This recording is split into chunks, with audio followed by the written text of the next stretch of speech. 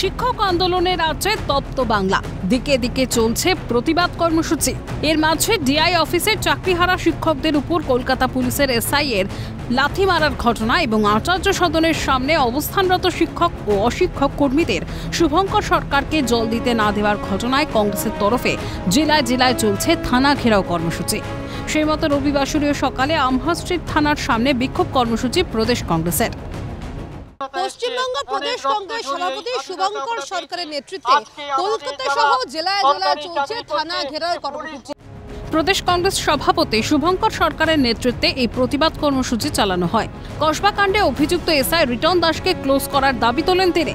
পাশাপাশি আচার্য সদনের সামনে আন্দোলনকারীদের জল দেওয়ার ক্ষেত্রে বাধা দানের ঘটনায় অভিযুক্ত পুলিশ কর্মীকে ক্লোজ করার দাবিও জানান প্রদেশ কংগ্রেস সভাপতি।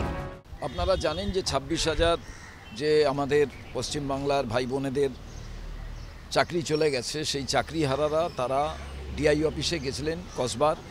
সেখানে কসবা থানার এক পুলিশ আধিকারিক তাদের লাথি মারে, সেই ছবি সবাই দেখেছেন। এখনো পর্যন্ত তাকে ক্লোজ করা হয়নি বা তার বিরুদ্ধে কোনো ব্যবস্থা নেওয়া হয়নি। আমরা বিক্ষোভ দেখিয়েছিলাম, আমরা বলেছিলাম যে আপনারা ব্যবস্থা নিন। আমরা শুনলাম যারা ভাই বোনেরা চাকরি হারিয়েছেন তারা বিধাননগরে সল্টলেকে অবস্থান করছেন। ওদের মধ্যে সবাই বললেন আমাকে যে আমাদের জল নেই, দেখুন একটা জলের গাড়ি নেই, বায়ো টয়লেট নেই। আমি এক গাড়ি জল নিয়ে ওদের কাছে গেলাম, এক পুলিশ অফিসার, তিনি কিছুতেই জল দিতে দেবেন না।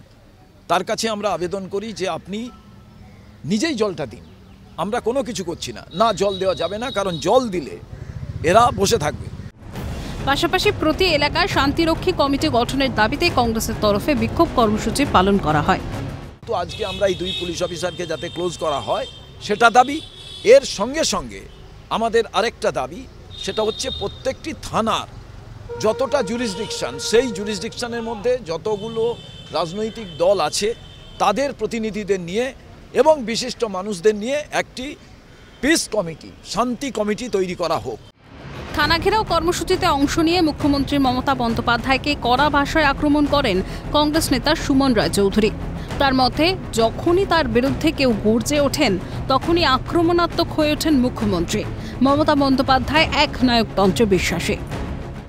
মমতা বন্দ্যোপাধ্যায় বলেন আমি বিরোধী আন্দোলনের ফসল, বা লোকে বলে, কিন্তু মমতা বন্দ্যোপাধ্যায়ের বিরুদ্ধে যখন আন্দোলন হয় উনি ফেরোসাস হয়ে ওঠেন।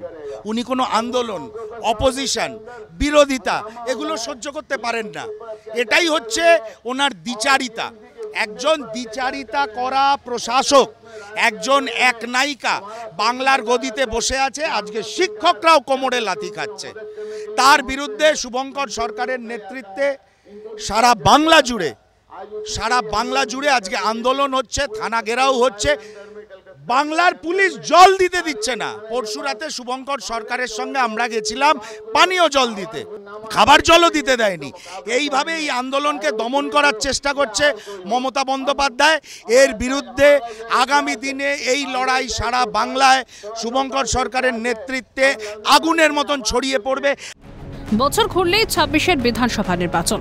তার আগে একের পর এক ইস্যুতে রাজ্য জুড়ে চলা লাগাতার আন্দোলন, এর প্রভাব কি পড়বে ভোট বাক্সে, সেটাই এখন দেখার। ক্যামেরায় গোপাল তাপাদারের সঙ্গে দীপাঞ্জনা সাউদত্তের রিপোর্ট, ক্যালকাটা নিউজ।